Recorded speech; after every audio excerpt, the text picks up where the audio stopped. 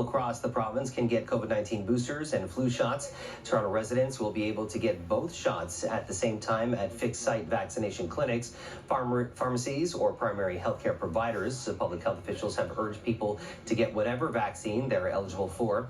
They say this is to help stave off a possible wave of illness this fall and winter as people spend more time indoors.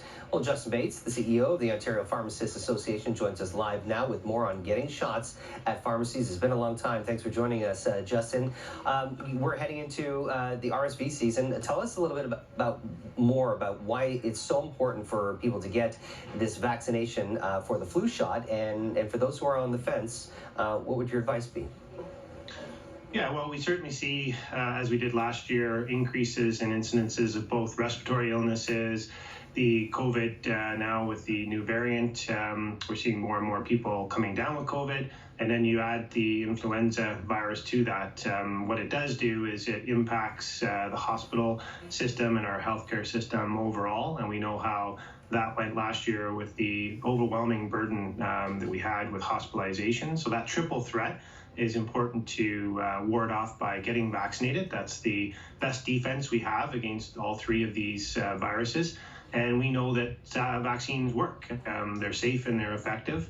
And in particular with COVID, while we're seeing more and more people get COVID in communities, we're also very concerned about long COVID, and getting vaccinated with the new XBB, either through Pfizer's vaccine or Moderna, helps reduce the impacts and occurrences of long COVID, as well as if you do have COVID, to get Paxlovid, which will also reduce the risk of the long-term impacts of COVID.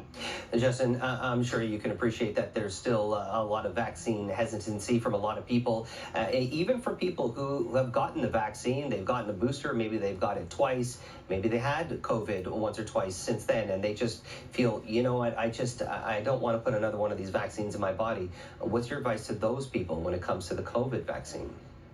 Well, I think it's important for healthcare providers like pharmacists to have that conversation, understand with their patients, what is the hesitancy? Is it concerns around the vaccine itself, the safety and efficacy and effectiveness of the vaccine? Because those are relatively easy to dispel in terms of some of the myths and misinformation that's out there.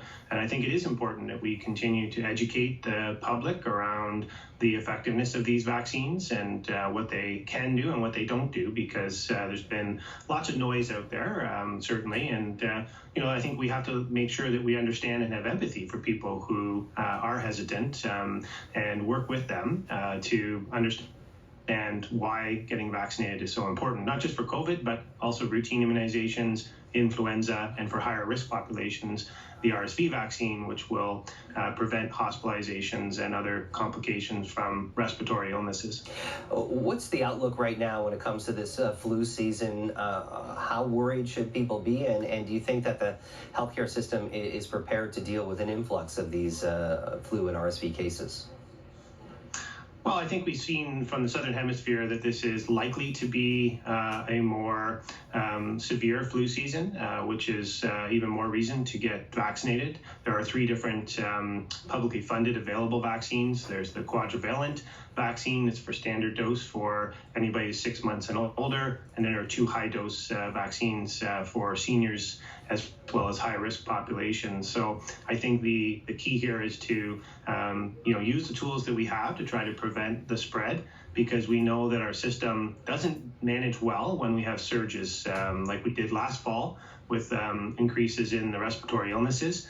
Our system isn't really designed to have the massive influx of patients going into emergency departments and hospitalization. So the more we can prevent that, the more our system will be able to cope, as well as the providers themselves, who, as we saw, can be overburdened by managing all three of these things at the same time. Justin Bates, the CEO of the Ontario Pharmacists Association. We appreciate your time. Thanks for talking. Thanks for having me on. Appreciate it. Well, the province is lowering